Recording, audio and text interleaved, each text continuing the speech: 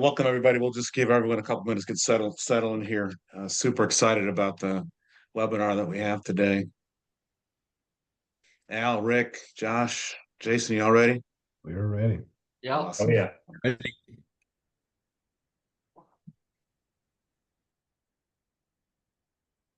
Long-time fan, first-time caller. There you go. Where are you from? Awesome. Well, let's go ahead and get things kicked off. We like to start and end on time. So, welcome everybody. Like I said, I'm super excited about our experts that we have on today and our discussion. I think it's really top shelf in a lot of people's mind now, and we're going to drill down a little bit on how this really can impact risk, valuation, and really overall all business. And super excited to get it going. Tell you a little bit about Exit Advisors and our network. If you can go to the next slide, please. So, Exit Advisors is a network of professional advisors, and our mission is to help business owners achieve a successful exit ultimately by providing education, strategic planning, technical expertise, and guidance through the entire process. And that process probably starts a lot earlier than you really think. And if you're thinking about exiting or not thinking about exiting, a good friend of mine who was a partner at Deloitte and Touche used to just say, "Hey, be prepared to exit. It's going to help you with your business. It's going to help you with your operations. It's going to help you to reduce risk." So education is a big part of that. The Exit Advisors partner network, we pull together proven professional experts. We support the business owner in increasing value, preparing, and ultimately exiting the business and transitioning under the best possible terms and conditions. These resources are CPAs, attorneys, valuation, tax, financial planning, risk, and other technical experts like we have here today. It really takes a whole team. It takes a village to get across and ultimately get the right exit. And you want to have proven experts in the process. We're joined today. Myself, I'm Al Danto. I'm a senior lecturer at the Rice Business School, the #1 graduate entrepreneurship program in the country. I started my business at 23, built it through a series of acquisitions, ultimately exited, and really took a second career as an advisor and teaching entrepreneurship. Al Galindo, Rick Rosenberg, Jason Rorie, and Josh Wathen from Triad. So, guys, why don't you go ahead and introduce yourself? Jason, why don't we start with you? Yeah, welcome everybody. Thanks for joining us. So my name is Jason Rorie. I'm the founder and CEO of Triad InfoSec. I've been in IT and cybersecurity for now the better part of 30 years. Spent probably the first couple of decades in IT and security, infrastructure, design, support. Yeah, then moved into just purely cyber management. So I've spent probably the last 10 years just really focused on organizational cyber risk management, compliance, cyber leadership, and just helping build a strong cyber posture to reduce the likelihood and impact of a cyber incident impacting your business. And that's why we're here today to talk more about that. So I look forward to it. Awesome. We're just super glad to have you and Josh. Josh is your COO. Is he your right hand man? He is number 2. Make sure everything gets done. Huh? Awesome. Yeah, somebody's got to do it. That's right. Oh, awesome. Well, am I up next here? So, Yep. Josh Wathen, went from Green Beret to government advisor to entrepreneur. Very strategically focused in everything I do.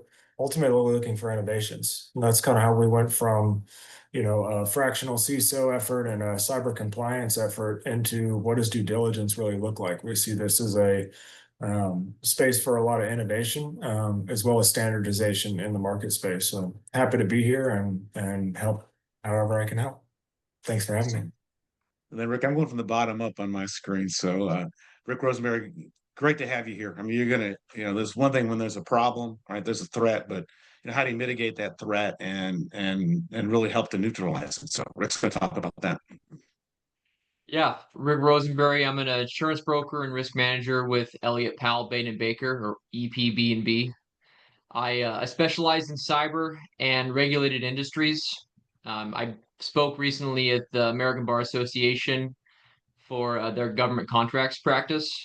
So talking about what is cyber insurance, but more on how to use it, and how to build a policy effectively. Awesome, great. You got to have a solution to all these problems, right? And Al Galindo, Al is a valuation expert. He's a Rice alum, was a former student of mine at Rice. And Al's going to really talk about on how this all impacts valuation and the ability really to get a transaction completed. Yeah, that's correct. I've been through the entire cycle from looking for a business to acquiring a business, operating it, and then selling it. So and now I use what I learned on that side of the table as a buyer, and now I help business owners prepare their business so they are ready to exit whenever they're ready to exit. It's always a good strategy to plan as if you are going to exit because that's just good strategy, right? It means that you're working on your business and you are professionalizing it. You are making sure that all the risks are mitigated, and so that's what I help business owners do. Awesome, great, great panel. We thank you for your time. Thank you for coming out and sharing your knowledge and your experience, man. That's what it's all about, bringing together experts to share, their specialty and their background. Jason, Josh, I'm gonna kick it off to you and talk about the threat. I think it's probably on everybody's mind. Ironically, this morning before we kick things off, the next email that I got from our final presentation was I'm on LifeLock, and LifeLock sent out an announcement that 16.8 million PayPal users passwords and emails were hacked. So really, that was right next to the email with our presentation. So it's topical. So tell us about these threats. Well, yeah, to jump in, and I won't read word for word these bullet points, but they're very impactful. And I think the reason being is because of how much of the threat landscape out there affects the small and medium-sized business. If we consider probably 50 million in revenue or under, it's typically classified in that SMB market, and a lot of us, kind of live in that space. But the problem with that being in, the small, medium-sized business space, there's really kind of a broken mindset by a lot of the leaders of those businesses. And I think that's really what causes bullet point number one to be so high, is because a lot of these, small business owners, they think they're too small, to be hacked. They think the hackers or bad actors, they don't want what that business owner has. The data is not important. And that's exactly what these bad actors or these adversaries are banking on. Because if you're not taking the appropriate, safety measures to protect your data, then you're kind of leaving that front door, kind of cracked open, right? And you're making it a little bit easier for these guys to get in because that's what they're banking on. They're like, well, if this person doesn't think they're going to get hacked, or they don't have anything, and if we can get a hold of it, but we know that stuff's important to them. That data is important. It's critical to run that business. So if we can interrupt that, the chances are we're going to get paid. And it works so well that the cybercrime as an industry is nearing about the $9 trillion mark. So it's working. Most of the people out there that have that mindset, they're not protecting themselves because they think they're too small, and it always kind of leads me to that old saying, is like, you're not too small to be hacked, you're just too small to make the news. And that's what really helps with, Right. kind of helps fuel that broken mindset, right? Because all you hear about are the PayPals, the AT&Ts, the MGM Grand. You hear about those scenarios, but you don't hear, about the mom and pop or, the small business. Even they may have up to 100 employees, but still, in the grand scheme of things, they're too small. You don't hear about, those scenarios, but, those scenarios really play out every day. And just, I would say in the last couple of months, we've been, brought in to a couple situations kind of post breach, and I'll talk a little bit about those. One was a business email compromise. A bad actor was able to compromise the COO of that company's mailbox, get in, use that mailbox to then start, sending out spam and phishing emails from that person's inbox. So it's, coming from a legitimate source. So now it's going to get around most, spam filters. And it just so happens the main target of a lot of those phishing emails coming out of that person's mailbox went to their largest client. And the largest client, once they realized, wait, this is a problem, they shut down that relationship. They shut down all the communication and said, hey, we're going to give you a chance if you can clean this up and prove that you have, and we want a third party kind of health check certification, if you will, that everything has been cleaned up, we'll resume our business with you. So they were scrambling, to get this done, trying to figure out, what happened, root cause analysis, do forensics, just to make sure that, there's not, back doors or any type of, something where the bad actors could regain access. So I had to go through all of these motions technically to then just fix that problem with their clients. So now we're talking reputational damage Exactly. at this point, right? So that's huge, and that's a big part of cyber insurance as well. And Rick will talk a little bit about that in a little bit, but luckily in their case it was bad. It wasn't a good look, but at least they were able to fix that relationship and not lose their largest client, because I don't know what that client meant to them in dollars, but I could imagine it was pretty significant. Another case, a lot worse. We were called in. This one was a ransomware attack, and the bad actors had basically worked their way through, a kind of a misconfigured or unsecured firewall. So they were able to get through the perimeter and get into the servers that were um, in this business's office. They were able to not only exfiltrate most of the data, they were able to encrypt it. And then while the bad actors were in, they realized, oh, I can see their backups. So I'm just going to go ahead and Wow. delete those on my way out. So therefore it, kind of causes a lot of issues for recoverability. Well, Wow. to make matters even worse, so this has happened. So there, data's encrypted, backups are gone, damage has been done, business is at a dead halt stop. And that's when we kind of came in to start advising on what's possible. And my first question was, well, have you contacted your insurance carrier? Have you, started a claim? We don't have cyber insurance. Wow. So it's just one of those where unfortunate scenarios where they weren't advised correctly along the way, they weren't configured correctly. It was just a domino effect, unfortunately. And we talked about the possibility of doing a negotiation. I know that's always kind of the last resort, but that's where we were at.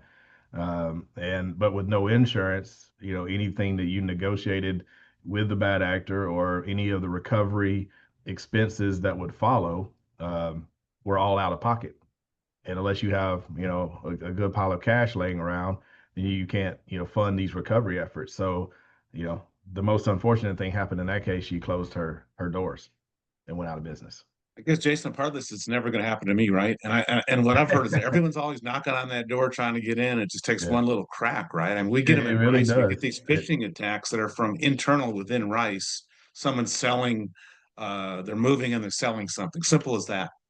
Yeah, And it's just exactly. And it's constant, yeah, right? it is constant. And what people have to realize is, this is again, a $9 trillion industry for these bad actors that Cool. if you, Well, I know we're going to talk a little bit later on our AI and how AI is, I oh think, yeah. just stepped that up Oh, incredibly in 100%. I mean, it was crazy way. already, kind of bad enough because, there's these organizations, that's what they are. They're not your lonely, hacker operating alone. These are full-blown corporations. People go to work, they sit in cubicles, they go to lunch together, and they gossip around the water cooler, but their business model is extortion. And that's exactly what they do. So if you could imagine It's when you've amazing. got an army of people, how many phishing emails they can send, how many, IPs they can scan, just looking for any way they can get in the door, and they're really successful at it. Hence, kind of these staggering statistics that are on the screen. Josh, what else, what have you seen from your side, kind of from a technical operational standpoint? Well, I think really one of the reasons why it doesn't seem as big of a threat to SMBs as it is that if somebody breaks into your front door in your office and steals some stuff and vandalizes things, the natural reaction is to go to the press, get loud, increase security. But if somebody breaks into the inside of your business and steals data, if you don't have to tell anybody, you're probably not. And so Right. I think that's part of the reason why the market space isn't as loud about this and solving it. And that's where we're seeing the government come into play, because in order to protect our economy, we have to protect our infrastructure. And in order to do that, we have to protect the businesses that serve that infrastructure. And so this is where all the regulations are coming down the pipe. And we'll talk a little bit later about the Texas Cyber Command and kind of all of those things that are coming into play. But I think that's a big reason why everybody kind of knows about it, but they're not feeling it so much, because your buddy might have gotten hacked next to you and he just didn't say anything. Yeah. I know these webinars, it's kind of like the tip of the iceberg. Like at Rice, when we have a class, we could teach a whole class on this. I'm sure we could go 8 weeks deep into this, and part of it's just to understand that those risks are out there and these threats. And I think one thing that's interesting is, even if these never come to fruition, this could in fact impact the valuation of a company and really its ability to go and potentially exit, or I think Josh said earlier when we were discussing, even get an SBA loan or bank loan, something like that, because this is something that's going to be evaluated, and kind of talk through that the risk standpoint, right, and how you increase value. I know you teach a whole class on this, but we'll boil it down to a slide here. Yes. And this slide basically tells that whole story, right? But let me just tee that up before by saying that, one of the biggest misconceptions that I see sometimes with business owners, it's that there's one single multiplier. Like my industry trades at 4 times EBITDA, or whatever the multiplier, the average multiplier might be. So that might be true as an average. However, like most things in life, companies are placed on a bell curve. Some companies are on one side of the bell curve, and some of the other ones in terms of value. And so if you just put yourself in the shoes of a buyer for a moment, if you're looking at 2 companies that are same revenue, same industry, but one is really well run, has all the risks accounted for and mitigated, and the other one doesn't have any process, the risks, all you can do is just hope, but don't really have a good grasp on what they are.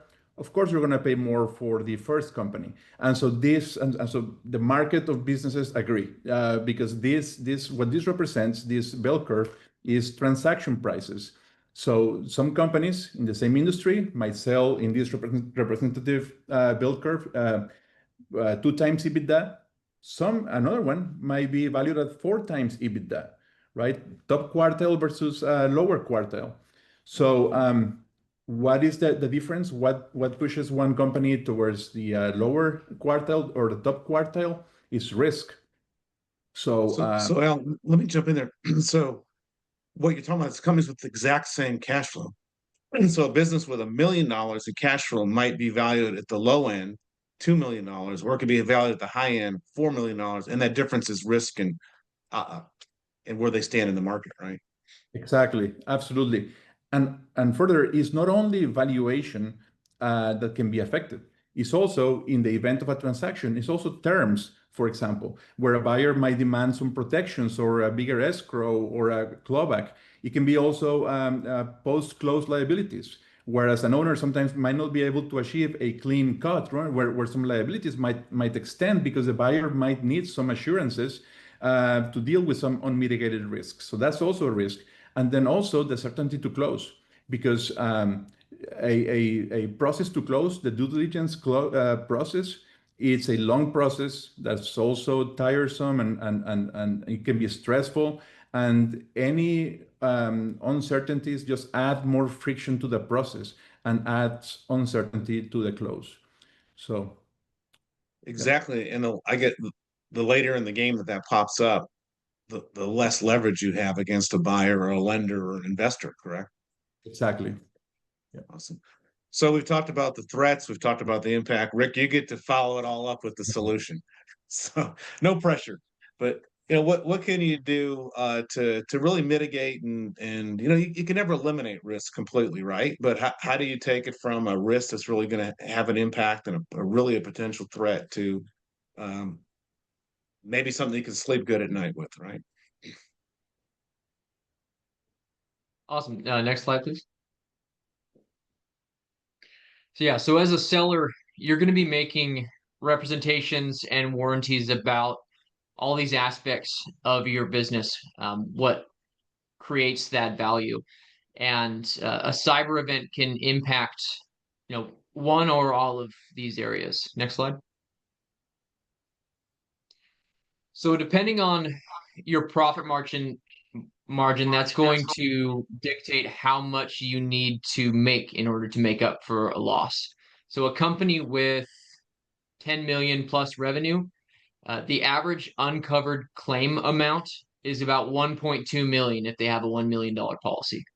And so if you have that $1 million policy, you have a loss. That loss is, on average between, 2.2 to 2.7 million, based on a Sophos report that recorded 1,000 middle market companies that had a cyber loss. At a 10% profit margin, you're going to have to make up $12 million in additional sales. So it kind of puts it in a different perspective versus just, okay, it's $1 million. Well, actually it's 12, or actually it's, it's 8. That's why you'll see companies like printing companies that have been in business for 100 years go out of business because they have an uncovered loss, because they're working in a profit margin where it's just unattainable for them. Next slide. So, that's super interesting, Rick, because we talked, that's the bottom line. So if you have $100,000 loss and you make 10% bottom line, you have to have $1 million in revenue to make up for that. And then you just multiply that up to scale, right? Yeah, absolutely. Yeah. And so, looking at your evaluation and looking at protecting those factors, you also have to look at what Al mentioned, protecting your multiple. So, for different businesses, those are different aspects. So sometimes it's more the practices and the McDonald's where they have the system of making the hamburger, and sometimes it's the brand and the relationships, or trade secrets, and all of those can be affected by a Let me cyber interject incident. there for a second, because Jason brought up a really, really good point. I learn every day. Every day I learn something new today. I never thought about this. But if I get hacked and these spam emails, phishing emails go out to my clients, I'm losing brand equity. Yeah, Really yeah. bad brand. So And even it's if embarrassing as all get out, right? Because I've had them from others, and I think we might all have. So that's a really, really interesting dynamic. I actually hadn't really thought a whole lot about that before. Yeah, and if you'll look, and Rick will talk about this, but yeah, I mean, reputational harm or reputational damage is a per occurrence in your cyber liability policies, or at least it should be if you have the right policy. So there's coverage for that, but I'll leave that for Rick. Yeah, so even if it, doesn't damage the overall value of your company very much, if it damages your customer relationships or your brand equity, you could be going from a 3 multiple down to a 1.5 or a 2, and that just cut a huge amount of the value of your sale out. Next slide, please. So, why are these claims not being paid? And so in most cases, you're seeing businesses 63%. Like I said, they have those costs that are exceeding their policies. And then others have just missing pieces of the policy. So coverages that should have been in there that weren't, and maybe they thought they were. And a lot of times conversations after the fact, they're like, oh yeah, we have that coverage, and they find out that they don't. And then the other, another large piece is, okay, we had a policy, but we didn't activate it until quite a bit later. And we've got all of these costs, and in your policy, you're given a list of things that you need to do as far as your order of operations in order to make sure you're getting paid. And so you want to make sure that you have those things in order and that you're working with your MSP. And then, 1 in 7 businesses got declined for their claims because they didn't have some control in place. So kind of, how do we avoid these pitfalls? So number 1 is understanding the overall, same slide, understanding the overall cost of your business size, your industry, and diving into that on the cybersecurity side, on the financial side, looking at historical data, looking at your specific business and how that's set up. Doesn't take a lot of work if you have the right people on your side that have experience in these. And the number two is cyber insurance is unregulated industry, meaning home, auto, you get a quote, you get 5 different quotes. This one's the lowest one. You're going to get kind of the same coverage. Cyber insurance, the policies differ. You can't compare two policies apples to apples. A lot of times, even between the same companies, because different brokers will have different forms built in, and so little wording within the policy, like a just saying policy services, the company's or the company's wording of sorry, blanking there. But anyway, the company's wording will have a big impact, and make sure you have the must-have controls in place. So the other piece is each underwriter is going to have different things that are important to them. And so you want to make sure that the controls that would keep you from actually getting the policy, so MFA, possibly MDR if you're a larger company, segregated backups, like what is really important to that underwriter. If not having that control would keep you from getting that policy, those are the big drivers of them denying claims. So, and then some of the other controls, they're important, but they're not something that's really going to lead to a denial. And this is all, potentially, but making sure you have those core coverages is really crucial. And then the last piece I think that really ties back into reps and warranties is that cyber insurance is written on a discovery form, which means that the coverage activates when you discover an incident.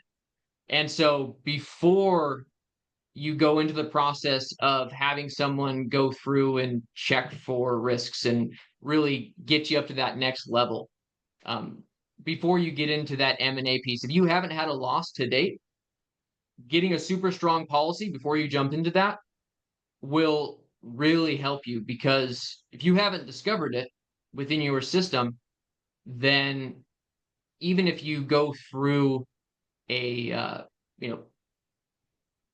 full check with the cybersecurity professional to get things going, or going through the M&A piece, you should have coverage for that. Absolutely. Thanks for that great update. Wording is so critical. The biggest lesson I ever learned about two words were known and unknown, right? So in an agreement, they can say, are they known risks? Did you know at this time that employee was going to leave or something was going on?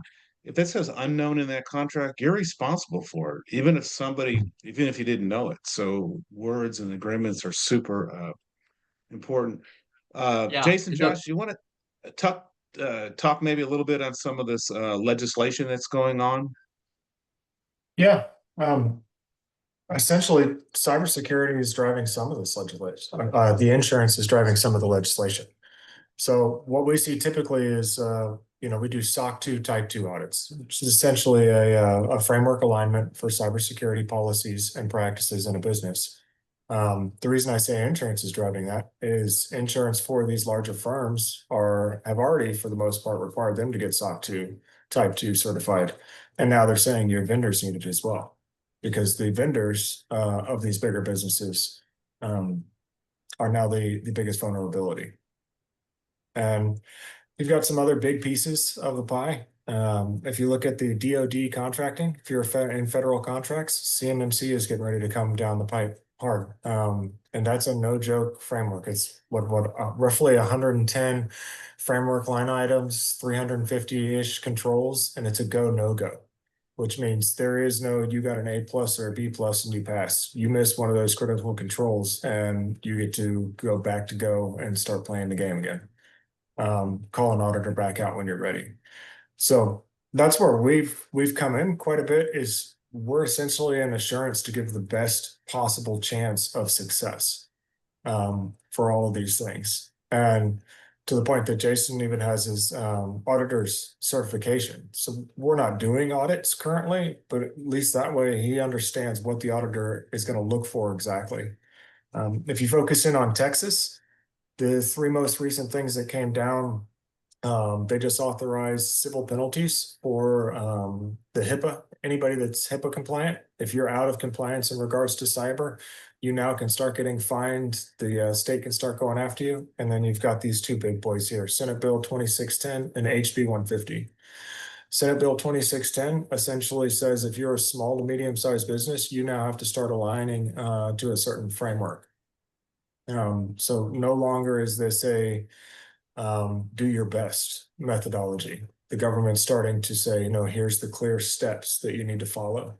And HB 150 is standing up a Texas Cyber Command, and they've earmarked roughly 190 million just for phase one to stand up this command for a whole bunch of different reasons. We'll have to wait till the chief gets appointed to really understand the immediate direction of all this. But essentially what this means to the business owner is be prepared to assess your cybersecurity and your cybersecurity practices the same way you do taxes in 10 to 15 years. It's not going to be a, call 911 when something goes bad for the government to bail you out. You're going to have to do it on your own. And there might be a little bit of relief that gets put into this puzzle, but for the most part, it's just going to be rules and regulations you got to follow. So doing this now gets you ahead of the competition because one, you're more resilient. So if your competitors get hacked and you don't, you've got a leg up there. Then you can call Al and go buy distressed businesses to gobble up customer bases, right? Beyond that, there's just the fines and regulations, the loss of federal contracts from folks that don't get CMMC, all of those types of things. There are business opportunities that are now opening up because the competitive landscape is getting hardened around all of these frameworks due to legislation and regulation. And we're seeing that success pretty clearly with some of the clients we work with, where they're able to either solidify client engagements or go gobble up some new market space. So it's coming. Yeah, super interesting. I was around when Sarbanes-Oxley came out, right, which required publicly traded companies to have a risk management system, HIPAA, and everything. So from what I hear you saying, right, and again, this is all coming so fast. This is going to be a requirement that you're going to be like HIPAA certified. You'll have to be cyber. And I know a lot of vendors right now do audits, IT audits and cybersecurity audits as well. So we're about halfway through right now. So what I'm going to do, I'm going to ask a few questions. If you have any questions, put them in chat. We'll take some time after I ask a few questions to give you some time to unmute and ask the questions if we have that technical capabilities. We'll do that. But Al, talk a little bit about what Jason and Josh just talked about, two companies that are one's meeting all these requirements and another one isn't. And I think that would be a good example of what the valuation impact might look like, right? Yes, yes. So when I was looking for a business to buy, I many times I saw businesses that I would really love to buy them, but there were so many uncertainties that I couldn't get my arms around it, and so that certainly impacts valuation.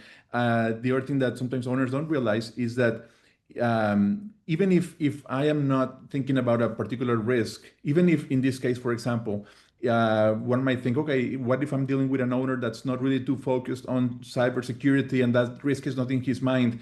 The reality is that there's a team of people that is looking at and facilitating every deal, right? Like if I'm buying a company, I'm gonna have to go to and get a banker to buy in investors, partners, and so. That's where these risks get assessed thoroughly, and they certainly affect valuation, because at the end of the day, as a buyer, I am buying a stream of cash flows in the future that have a certain reliability. And so the more reliable they are, then the more I can pay for them. And so that's how risk affects value. Awesome. Maybe we're on that. I'll talk a little bit about, I know you've gone through due diligence as a buyer, right? Where you're trying to, you have to understand all the risks, right? But just talk about the challenges and maybe what would happen if something like this pops up in due diligence, that there's been problems or issues. Yeah. So due diligence, just the baseline, even if everything checks out, it's a long process. That's stressful, kind of by design, right? Because it's a major life change for the owner. It's a long process. There's documentation and preparing the agreements. So it's a long process.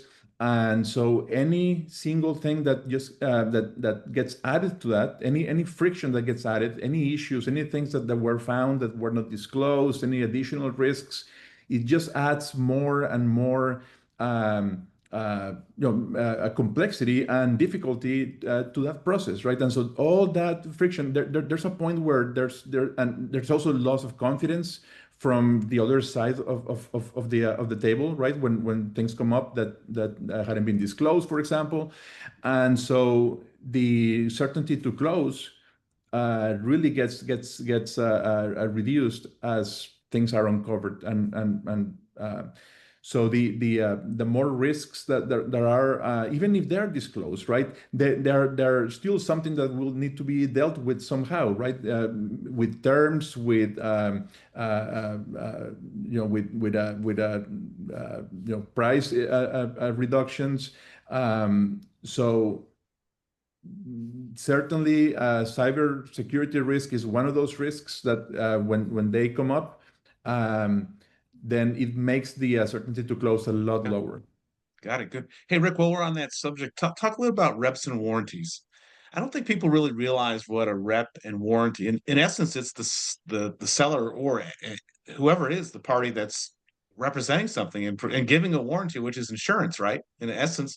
So there's this give and take always between the buy side and the sell side, or, the investor and the non, the entrepreneur, and do who's going to rep it and who's responsible if something happens. Yeah, so representations and warranties, legally speaking, they're very different things, but contractually speaking, if you don't hold up your side of those things, then there's going to be issues with the sales. There's actually insurance policies that are written to cover, usually it's the buyer buying this policy, and the policy includes a lot of due diligence. And so it pays for somebody to go through and check the seller's business, but you're making, as a seller, representations about future performance, future risk of what's going to happen to the business once it's transferred, and is that value gonna stay on? And as the buyer's going to be trying to push as much of the risk as possible onto the seller, and then that starts kind of the negotiation of, okay, how much can I push back? How much is the buyer willing to take on that risk? And then as the seller, you have to think about, okay, how much risk can I pass on to insurance? How much am I willing to hold myself? And then how much can I pass, back up to the buyer? And so that kind of looking at that conversation and figuring out, okay, well, with cyber insurance and cyber risk, am I at a point where I can pass some of that risk off to a cyber insurance policy and maybe buy tail coverage, which would keep that that policy active afterwards, after that sale. This may be urban legend, but there's floating around that I've heard in talking, that there was a case where the breach occurred pre-sale, and post-sale they were kind of like, I guess, building up. Josh, Jason, you can kind of comment on how this all works, but they were building up their strategy or their plan to really bring this company down, and it was post-sale when the actual action occurred.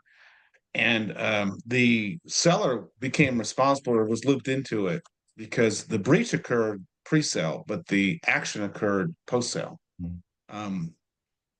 So I'd imagine this will lay dormant for a while. almost Yeah, like shingles. I got the yeah, shingles vaccine because it can come back years later and get yeah. I you think right. the average time spent by a bad actor inside a network before they are found or execute their plan is a little over 200 days. 200 days. Yep. Wow. Wow. So Yeah. a So scenario that can really put you into hot water is, and I've seen this happen, is that the bad actor comes in, the company sees that this is happening, a potential intrusion. They think, okay, we got it mitigated, we fixed it. They don't tell their cyber insurance. And then those 200 days pass, 60 days, sometimes it's just long enough to encrypt your backups. mm, And that could potentially, if they know there's going to be a sale, and that company Oh, that's going to be wow. getting Wow. that company is going to have deeper pockets and, more things to get after. Maybe they transfer the business and now they have access to more information. They may pop up later. And so if you had that intrusion and you've seen that forensics that the insurance company does to figure out kind of that action report, they're going to see that. And now you've potentially are being declined coverage because you didn't report an incident. mm. Yeah. And Usually, whenever I say that at a conference, I see a couple people making notes, and they're going to go home Right, right. and tell their cyber insurance about something. yeah, I think Josh, that's why go it's ahead. so important to get insurance before the transaction, right? Yeah. Because I don't want to rob a teenager. He don't have no money. But if I can get into his Facebook account and use that to get into mom and dad or grandma's account, now all of a sudden I've got a lot of money to dig into. And so I think it's the same methodology with hackers. A small to medium sized business is easier to breach. And if I can get in and read your emails and understand that you're going through due diligence, why would I execute an attack beforehand when I could wait and try and suck out some money from the private equities stack of cash, right?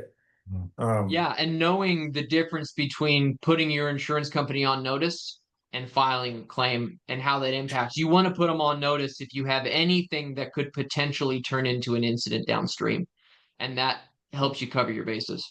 Yeah. So you guys have brought up something, and again, I'm learning all this. It's great to have you guys on here. I mean, I would never think about hiring you to ask you these questions. When someone breaches, do they have access to your emails and stuff? It's going back and Possibly. forth. Can they?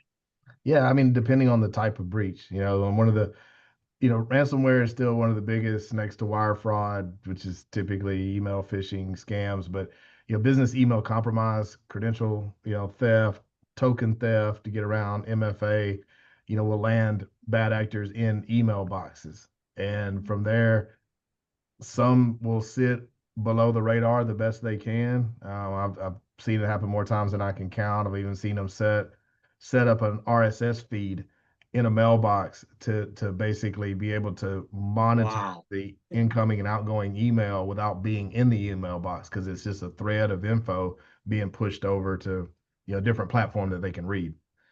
So whether they're inside your network in your files or in your email, better believe that they're taking their time. They know exactly who you are, what you have, what you're capable of, and that's what they base their attack on, especially ransomware. Like to Josh's point, if you get into the grandparent money, then you're going to ask for a lot bigger ransom because you know that they have it potentially, right? Um, so yeah, they're very good at doing their homework. They take their time, they move around, and they have to take time, to stay under the radar and to be able to accomplish, the mission at hand for them. So having the right tools in place, the right monitors, just the just the right mitigation in place So is. the right tools and monitors and what you guys do, you can come in there and actually see if someone's been there, if it's been hacked, if someone's fishing around on emails, and Yeah, those are I some mean, the signals, or is tools it will. too late at that point? Well, I mean, if you call us in and they're already in, I mean, the damage could already be done. There definitely are tools, that can see and pick up the movement and the breadcrumbs of them pivoting, doing privilege escalation, trying to get to certain things. But Wow. and that is one of the things that we do. One of our biggest, kind of core offerings is doing a risk assessment to where we come in and can see the things on the technical side, but then also from senior leaders, finance, legal, HR perspectives. We put kind of all the risk pieces together for the company. But yeah, there's been some cases where you run your tools to do some discovery and you see some things that, shouldn't be happening. But a lot of times, they do such a good job hiding themselves. It's almost, you get called in when it's too late. And that's why I always Right. preach to be as proactive as you can, because you don't want to be in these scenarios that we're talking about. You don't really want to be in a scenario where your insurance claim could be denied because you said yes on the application when you should have said no. So you want to be, as proactive as possible. But there's definitely, forensics and incident response companies out there, that's their specialty, is coming in post breach and figuring out exactly how did they get in, what did they do, how did they move, what was damaged, what was stolen. And of course, a lot of the insurance carriers, rely on that root cause analysis from the forensics companies to really make their claim decision, because that's where you get into, well, our forensics said that this breach happened because of lack of multi-factor, but on your application, you said you had it deployed. Oh, wow. Yeah. So that's that one So in then, seven. then Rick, the coverage language is critical, right? Because if it say you're supposed to have multi-factor and you check that box super quickly when you're filling out that multi-page application and you don't have multi-factor, you could not have substantiate the claim, right? Yeah, and the Wow. the part of my brain that gives presentations and the part that reviews coverage language are different. But like one of the big pieces that you see, I see it every day on policies, even now, is um, reimbursement language versus pay on behalf. So it'll say the carrier will pay on behalf of claims, or the carrier will reimburse you for claims. That means that either they're going to pay all the contractors you hire directly, and they're going to take care of that on their side, or it's up to you to pay everybody, and then they're going to reimburse you like 60 days later. And they'll fight you, right? Yeah, so we actually have had companies come to us to help them through processes because they were on reimbursement and they didn't have $250,000 and they couldn't afford to go through the forensics to calculate their business income. And so the business income check was getting held up by their lack of ability to pay $50,000 for internal forensics. Oh, wow. So Yeah, check your policies. there's a question in the Q&A. Do you want to tackle that, someone? Yeah, I'll do that. Mara, can we open up the mute if someone wants to ask a question? But we did have a question come in. It's from an anonymous attendee. Don't even know who it was. Someone shy out there.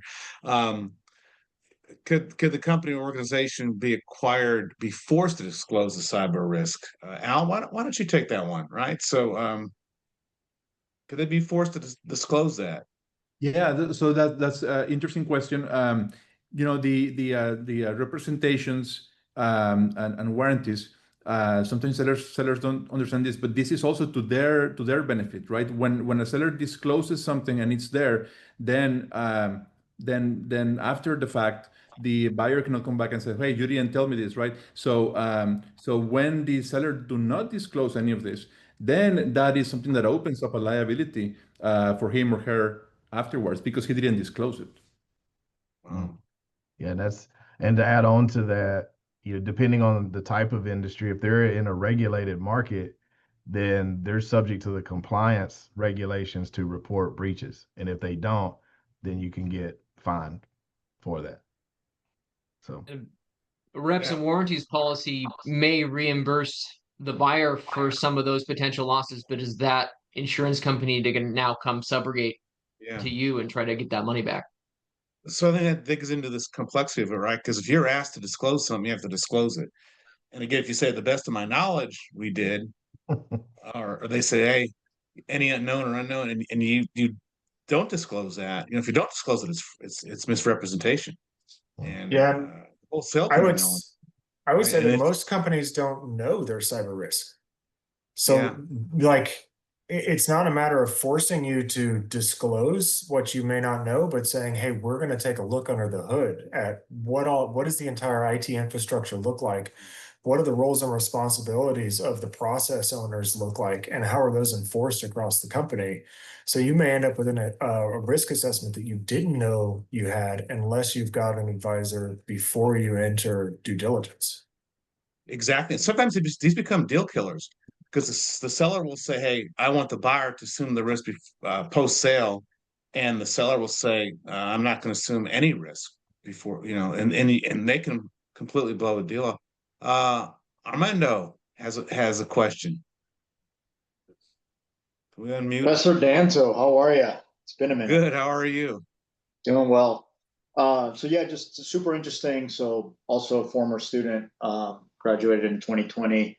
I happen to run an IT managed service provider, and I actually connected with Josh a couple of days ago, and I really more of just a statement in general to add to the conversation that you were asking a lot of questions of what to do to prevent this, right? And as an IT MSP, our niche is small to medium-sized businesses, and a lot of our objections, or even our competition, is either inadequate internal support, lack thereof, or perhaps even another managed service provider that provides, they say they provide the right tools. So as you're looking to exit your business, this is a cost that it's becoming the cost of doing business, is to engage with either a third party or to have your own staff internally, really to prevent these types of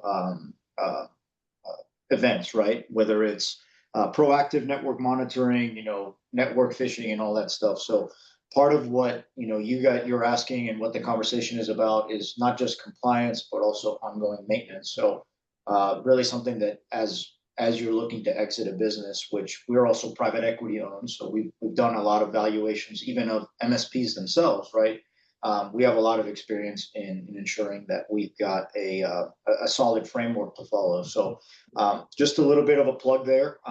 We'd love to be a resource for anyone that would like to discuss it or be available. And I know Josh and the InfoSec team and I are already engaged. So really amazing seminar. I appreciate the invitation. Armando, A plus. You're always great for class participation, and you put a plug in too, so your marketing professors would appreciate that as well. Connie would be proud. Connie would be proud. Connie would be proud. Yeah, thank you for no, good up. Good to see you after all. It's been a minute. I'd love to catch up sometime. Love to catch up. Yeah, I don't know if anyone else out there has any questions. We said we're gonna. Wow, that's a fast hour. So it's like super quick. But I don't have a question, but just to Armando's point, I think that most of the CFOs that I've talked to, especially the fractional guys, one of the first things they're looking at is what is the tech debt of a company. And so I think that's important to bring up here as a foundational piece when you're looking at the balance sheet and the cash flow statement and the P&L, is that there may be, if you haven't increased or improved your technical environment from a foundational perspective over the course of 10 or 20 or 30 years, there is a major amount of debt that's not calculated in your current financial statements. And the resiliency is just a part of that. Right. But what Armando is doing from an infrastructure standpoint, or any MSP for that matter, is kind of how we set everything up so that we can really start finding tuning all the resiliency pieces that Jason's going to bring in for recommendations. So just wanted to throw that out there from an accounting perspective. It's a good point. Yeah, Awesome. one thing is I didn't mention is, so at one point in my former life, I owned an MSP and I exited that MSP a couple of years ago. So Armando is absolutely correct on their role in the environment. You got to have somebody you can trust, that's going to help reduce that risk, that likelihood and impact. And if you're a business owner and you haven't heard those terms before, those are questions you need to start asking. And I think, one of the biggest things is that we're constantly asked is, all this is great information, there's a ton of risk, where do you start? And you don't know what you don't know. So, the perfect place to start is have someone come out, do a risk assessment, be able to, peel the layers of the onion of your business back and see where your risk is at. Does, the senior leadership know exactly how to respond for their role and their responsibility in a cyber event that could turn into a breach? Because we see more times than not, leaders of businesses, they think cyber, they think hackers, they think that's an IT function. So I'm just going to punt all that risk control to whoever my IT people are. That could be your MSP, it could be internal staff, it could be co-managed. But there's so much more at the organizational level outside of IT that still drives cyber risk. Like if you look at your contractual requirements with your customers or other vendors from a legal perspective, are you meeting those cyber contractual requirements around breach notification or certain levels of insurance? We see that a lot. Is HR, are they focused on training, insider threat awareness? All those carry cyber risk. So there's a ton, but again, until that's been exposed and brought to your attention, and build, a remediation roadmap aligned with a framework, whether it's, CIS or NIST, all the way up to, the SOC 2s and HIPAAs like we had mentioned before. It's just, that's the place to start, because you can't mitigate manage risk if you don't know it's there. Awesome. And great job, Jason. And I was going to ask all of you just to kind of give a 1 minute summary on everything. Jason, that was a great summary. And then what we'll do, we'll end at 1 o'clock. We want to be respectful of everybody's time, but we can hang around maybe for a few more questions and go from there. We'll send a copy of this out to everyone that registered, and I think future ones, we're going to pull in attorneys and CPAs, tax planners, and everyone else. And I learned a heck of a lot, and it's the tip of the iceberg here. So great job, Rick. What are your closing thoughts? Yeah, so it's get a policy now. Make sure you have the must-haves on there, and then work with, do a review, go through that process, peel back that onion, and start to really get your security up to par, and make sure that you have, a paper incident response plan that includes insurance and how to activate and when, and know what your responsibilities are, and know that that you have the coverages that you think you do. So have someone go through all 90 pages. Your broker should be doing that, and should be able to provide you with that intel of, are you covered? How much are you covered? Who's going to pay the bill? So great job, Al. Yeah, I think my closing thought is, don't wait until it's too late. It takes time for this, for any changes, just anything around the business, and especially this to show up, right? It takes time to remediate risks. It takes time for improvements to show up in your financials. And so the earlier you do it, the better. Even if you're not planning on selling today, because regardless, it's good policy to do it. It's good strategy to be working on your business from that lens of value from a buyer point of view. And then when the time comes, you'll be ready. Great job. All right, Josh. Yeah, I would say that getting hacked feels like an ambush. But if you know thy enemy the way you know thyself, it's a recon and raid strategy. And we're all being looked at to see if we're worthy of a raid. You got to protect yourself. And if you don't know how to do that, there's hired guns all over, like Jason and Rick and Al, to help you do that. You just got to pick up the phone. Awesome. Great job. I really appreciate it. One of the, I know you guys are veterans as well. And that comment there reminded me, and man, we just appreciate all that you've done for our country, and the service, and what we have, and the ability that we have to go out there and be entrepreneurs. We owe it all to you guys. And obviously, you know those strategies better than anybody else. But again, just want to thank you all for coming out. I think it's a perfect example of bringing experts in. Again, I learned so much. I took a lot of notes. I learned a lot. I'm going to investigate a lot. So thank you, Mari, for everything that you did, and for coming out. So we'll officially end it here. We'll go ahead and get a copy of all this out to everybody, and let you know of any upcoming events that we have as well. You guys okay to stick around if there's a few questions and answers, maybe 10-15 minutes? Yeah. Perfect. Okay, awesome. Great job, guys. Thank you very much. All right. Any questions? Good. Guess we got them all done. Thanks, guys. Anyone else still hanging out there? We have any in the? Yeah, there's still a few. They're dropping, but if anybody wants to hang around. Yeah, if anyone wants to hang around, go ahead.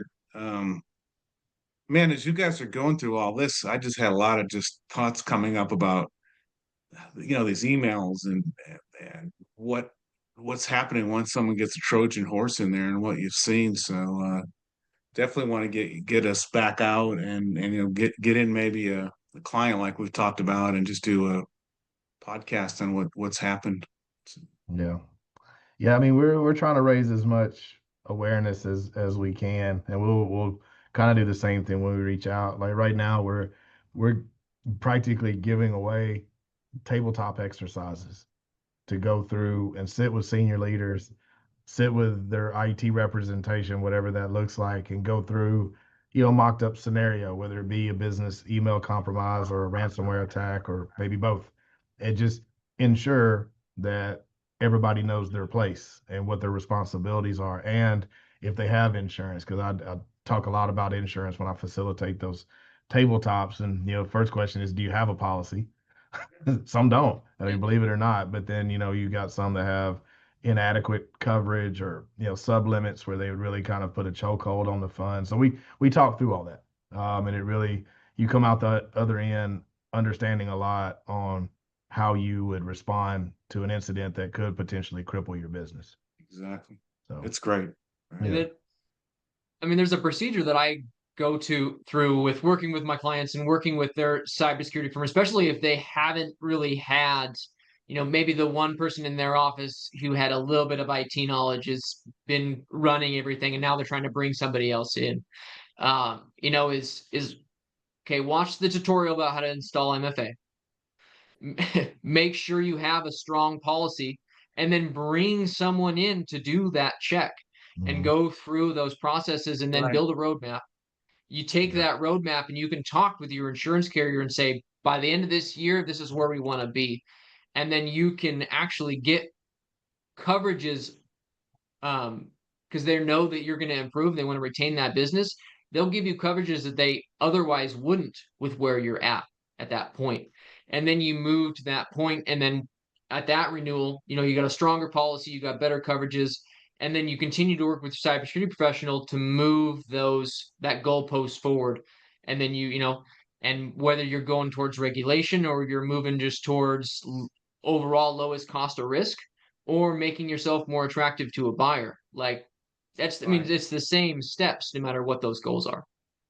Exactly. You're exactly right. Exactly. Completely. Well, Awesome.